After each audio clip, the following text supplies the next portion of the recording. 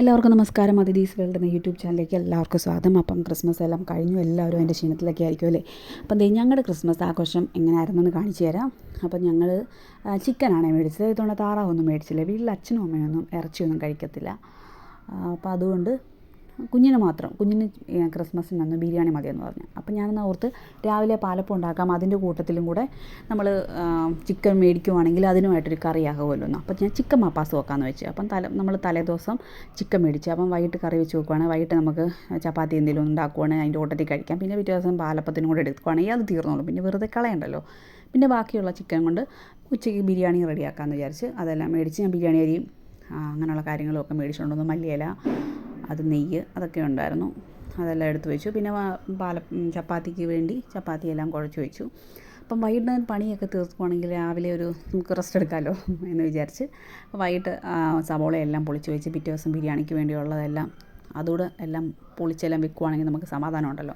അപ്പം കിഴങ്ങും എടുക്കുന്നുണ്ട്. കിഴങ്ങും ക്യാരറ്റും നമ്മൾ ഈ ചിക്കൻ മപ്പാസിനകത്ത് ചേർക്കുന്നുണ്ട്. അത് ഞാൻ ചെറുതായിട്ട് അരിഞ്ഞ് വെച്ചിട്ടുണ്ട്. ചിക്കൻ മേടിച്ചുകൊണ്ട് വന്ന് നമ്മുടെ ഇവിടെ കൊണ്ട് തരുന്ന ഒരു ചേച്ചിയൊക്കെ, അപ്പോൾ അവർ കൊണ്ട് തന്നാണ്. അപ്പം ഞാനതെല്ലാം കഴുകി വൃത്തിയാക്കിയിട്ട് ഇതിനകത്ത് നമുക്ക് വേണ്ട കാര്യങ്ങളൊക്കെ ചേർത്ത് കൊടുക്കാം. ആദ്യം കുറച്ച് ഉപ്പ് ചേർത്ത് കൊടുക്കുന്നുണ്ട്. ഇത് നമുക്ക് ചിക്കൻ ബിരിയാണിക്കും ചിക്കൻ മപ്പാസിനും കൂടെ ഉള്ള ചിക്കനാണ് കേട്ടോ. അപ്പം ഈ മഞ്ഞൾപ്പൊടി ചേർത്ത് കൊടുക്കുന്നുണ്ട്. പിന്നെ പൊടികളായിട്ടുള്ള മല്ലിപ്പൊടി, മസാലപ്പൊടി, പെരുംജീരകം പൊടി, കുരുമുളക് പൊടി, ഇതെല്ലാം കൂടെ ചേർത്ത് ഉപ്പുമായിട്ട് യോജിപ്പിച്ച് നന്നായിട്ട് ഇളക്കിയിട്ട് കുറച്ച് നേരം വെച്ചേക്കണം കേട്ടോ. ഫ്രിഡ്ജിൽ വെക്കുവാണെങ്കിൽ കുറച്ചുകൂടെ നല്ലതാണ്. നമുക്ക് എടുക്കുമ്പോൾ കുറച്ചുകൂടെ തൈരില്ലായിരുന്നു, അതുകൊണ്ടാണ്. അല്ലെങ്കിൽ കുറച്ച് തൈരോട് ഞാൻ ചേർത്തേനെ. അപ്പം അതെല്ലാം റെഡിയായിട്ട് എല്ലാം വെച്ചു. അപ്പം നമുക്ക് 2 ചീനച്ചട്ടി എടുത്ത് വെച്ചിട്ടുണ്ട്. പിന്നെ ഇതിനകത്ത് തേങ്ങാപ്പാൽ ഒരു ഇമ്പോർട്ടൻ്റ് ആയിട്ടുള്ളതാണ്. അപ്പോൾ തേങ്ങാപ്പാൽ ഒരു ഫുള്ള് തേങ്ങ എടുക്കുന്നുണ്ട്. അതിൽ 1-ാം പാലും 2-ാം പാലും എടുത്ത് മാറ്റി വെച്ചു. അപ്പോൾ എല്ലാം അടുപ്പിച്ച് വെച്ചതിന് ശേഷം മാത്രമേ ഞാൻ ഉണ്ടാക്കാറുള്ളൂ. പിന്നെ 2 ചെറിയ തക്കാളിക്ക് തൊലി കളഞ്ഞ് നന്നായിട്ട് മുറിച്ചെടുത്തിട്ടുണ്ട്. അപ്പോൾ തേങ്ങാപ്പാലും എല്ലാം റെഡിയാക്കി മാറ്റി വെച്ചു. ഈ ഒരു ചീനച്ചട്ടിക്കകത്ത് നമ്മൾ ഈ കിഴങ്ങും ക്യാരറ്റും കൂടെ വറുത്തെടുക്കുകയാണ്. അപ്പം ക്യാരറ്റ് ഒന്നെങ്കിൽ വറുത്തെടുക്കാം, അല്ലെങ്കിൽ നമ്മൾ ഇതെല്ലാം വേവിക്കുന്ന കൂട്ടത്തിൽ ഇട്ട് വേവിച്ചെടുത്താലും മതി. പക്ഷേ ഇങ്ങനെ ചെയ്യുമ്പോൾ ഒരു പ്രത്യേക ടേസ്റ്റാണ്. അല്ലെങ്കിൽ ഒന്ന് ട്രൈ ചെയ്ത് നോക്കണേ. അപ്പം കട്ടിയുള്ളൊരു ചീനച്ചട്ടി എടുത്ത് നമുക്ക് ആദ്യം സബോള വഴറ്റണം. അപ്പം നമ്മൾ സബോളയെല്ലാം ഇട്ട് കൊടുക്കുകയാണ്. അപ്പോൾ അതിൻ്റെ കൂട്ടത്തിൽ ഒരു ശക്കല ഉപ്പോടെ ചേർത്ത് വഴറ്റുവാണെങ്കിൽ പെട്ടെന്ന് വഴന്ന് കിട്ടുമേ. അപ്പോൾ ഞാനത് വഴറ്റാൻ വെച്ചു. ഇനിയിപ്പോൾ നമുക്ക് ആ സമയത്ത് ക്യാരറ്റും നമ്മുടെ കിഴങ്ങും കൂടെ വറുത്തെടുക്കാം. അപ്പോൾ ഞാൻ അത് ഈ വട്ടത്തിൽ മുറിച്ചാണ് ഇട്ടിരിക്കുന്നത്. അപ്പം ആദ്യം കിഴങ്ങ് വറുത്തെടുക്കുകയാണ്, അത് കഴിഞ്ഞ് ക്യാരറ്റ് വറുത്തെടുക്കണം. അങ്ങനെ ചെയ്യുന്നതാണ് നല്ലത്. നമ്മൾ ഈ താറാവ് മപ്പാസ് വെക്കത്തില്ല, ആ സെയിം രീതി തന്നെ. ഇറച്ചിക്ക് വ്യത്യാസം ഉണ്ടെന്നേ ഉള്ളൂ. ഇത് കണക്ക് തന്നെയാണ് നമ്മൾ താറാവ് മപ്പാസ് വെക്കുന്നത്.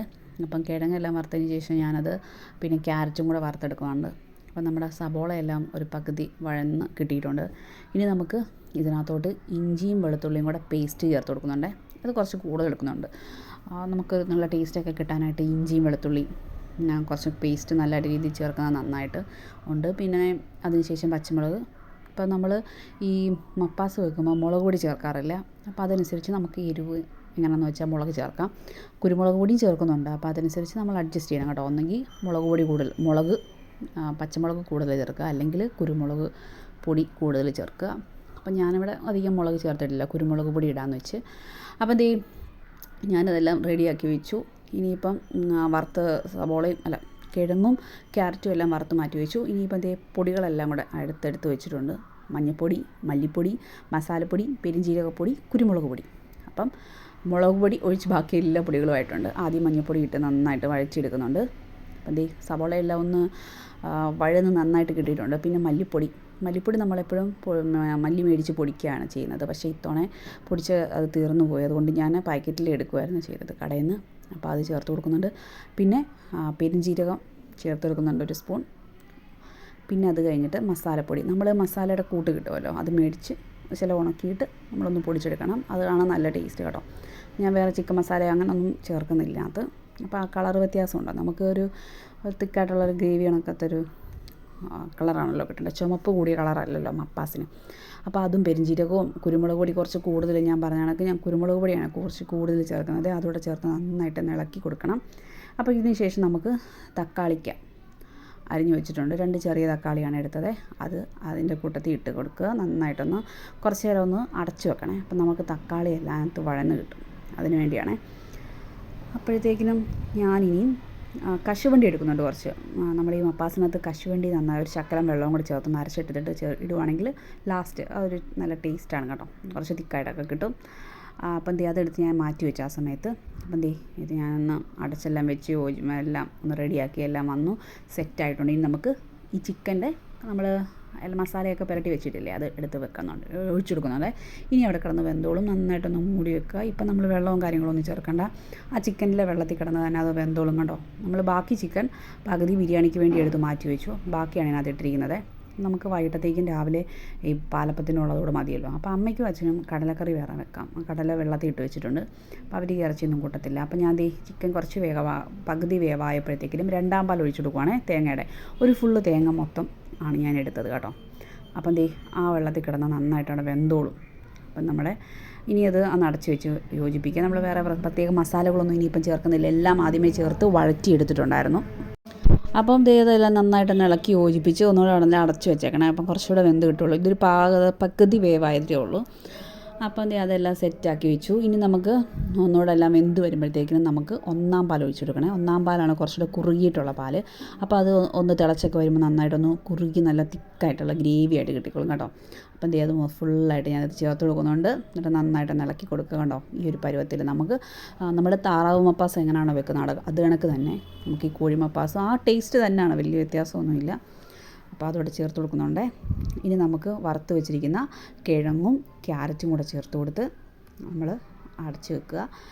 ഇനിയിപ്പം തീയുടെ ഒന്നും ആവശ്യമില്ല. അപ്പം നമ്മൾ ഇതെല്ലാം ഒന്ന് ഇളക്കി കൊടുക്കുക. നമ്മുടെ കറിവേപ്പില അതിൻ്റെ ഇടയ്ക്കൊക്കെ ചേർത്ത് കൊടുക്കുക. അതിൻ്റെ കൂട്ടത്തിൽ നമ്മൾ കശുവണ്ടി അരച്ച് വെച്ചിട്ടില്ലേ അതുകൂടെ ചേർത്ത് കൊടുക്കണം. അപ്പം നമ്മുടെ കറി റെഡി ആയിട്ടുണ്ട്. നല്ല അടിപൊളി ചിക്കൻ മപ്പാസ് കറിയാണ്. എല്ലാവരും ട്രൈ ചെയ്ത് നോക്കുക. പാലപ്പത്തിനോടാണെങ്കിലും നമുക്ക് ചോറിനോടൊക്കെ കഴിക്കാം. അപ്പോൾ ഞാൻ ലാസ്റ്റ് കുറച്ച് കറിവേപ്പിലയും കൂടി ഇട്ട് കറി മാറ്റി വെച്ചു. അപ്പം നമ്മളിതാണ് രാവിലെയും കുറച്ച് മല്ലിയില ഉണ്ടായിരുന്നു കേട്ടോ, അതുകൂടി ഇട്ട് കൊടുത്തേ കുറച്ചുകൂടെ ടേസ്റ്റ് കിട്ടാൻ വേണ്ടി. അപ്പം നമ്മൾ അതെല്ലാം കൂടെ കൂട്ടിയാണ് നമ്മൾ രാത്രിയിലും രാവിലെ ക്രിസ്മസിൻ്റെ രാവിലെയും കഴിച്ചത് കേട്ടോ. അടിപൊളി കറിയായിരുന്നു. അപ്പോൾ കുഞ്ഞിനൊക്കെ ഇഷ്ടമായിരുന്നു. അപ്പം ഞാനതെല്ലാം റെഡിയാക്കി വെച്ചു. എല്ലാവരും കാണുമ്പോൾ തന്നെ അറിയാമല്ലോ കേട്ടോ, നല്ല കുറുകിയൊക്കെ ഇരിക്കൊണ്ട് നല്ല ചാറുമൊക്കെ ആയിട്ട് നമ്മൾ തേങ്ങാപ്പാൽ ചേർക്കുന്നതനുസരിച്ച് ഇത് നല്ലതായിട്ട് കുറുകി വരും കേട്ടോ.